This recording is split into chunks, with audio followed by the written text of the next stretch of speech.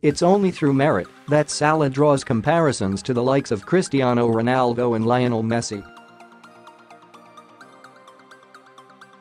This is a player who scored a record-breaking 32 Premier League goals on his return to England after a forgettable short stint at Chelsea.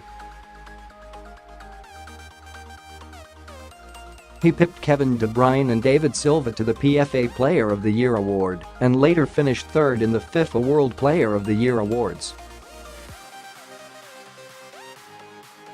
Throughout the whole of 2018, it was only his opponent Robert Lewandowski, Cristiano Ronaldo and Lionel Messi who netted more goals than his 37. This is a forward who does not even play solely through the middle.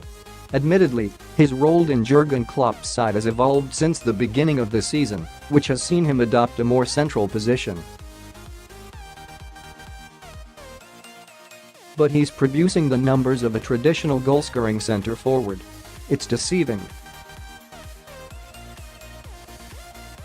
What is even more frightening is that, even though the numbers stack up, Salah misses an awful lot of chances.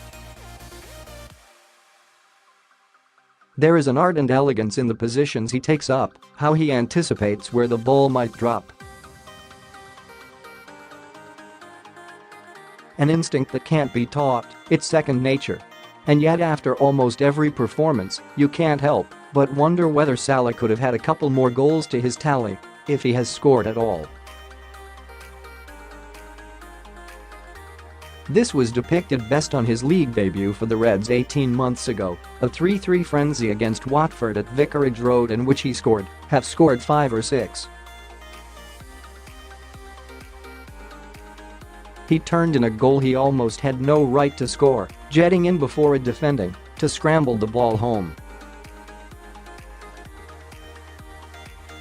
Salah's performance against Bayern was the perfect example that with the Egyptian you have to take the rough with the smooth. At times he struggled to get the ball under control, but whenever he had it, you could hear the pause in anticipation that something would happen. With Salah, you are never quite sure what he's going to do, and that unpredictability is a rare brilliance, but there's no consistency to it. When he dances inside from the right, he tries to work half a yard with a jink or an angle that he can use to his advantage. The result can be devastating, as seen in the Champions League semi-final against Roma last term, when he curled a beauty past his now teammate Alisson. It's not often it happens, though, and that's where there's a difference. How many times have you seen Messi put the ball postage stamp? It's a lot more often than not. Salah's movement is exceptional, though, and David Alaba could not afford to switch off all night at Anfield. There was one brief moment in the first half when the forward ghosted in behind the Bayern defense and Jordan Henderson found him with a raking pass. Salah couldn't catch a clean connection to trouble Manuel Neuer. It would have almost been a carbon copy of Ronaldo's goal against Manchester United in the group stages, a finish that he made look so simple.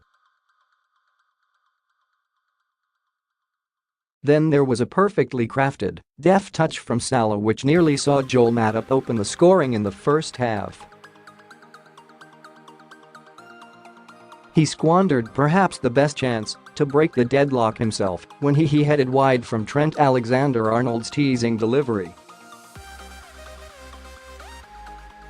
After the interval it didn't get much prettier. There was a misplaced pass to Roberto Firmino which generated a roar of frustration from the Cop.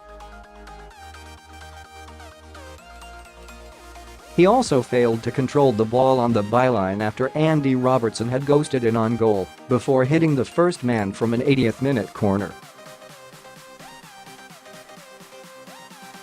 And that's what makes him so unique.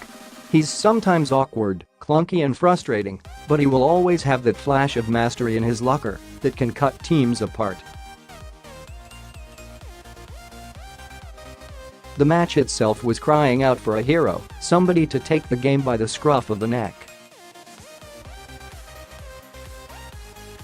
something we have seen Ronaldo and Messi do on many occasions.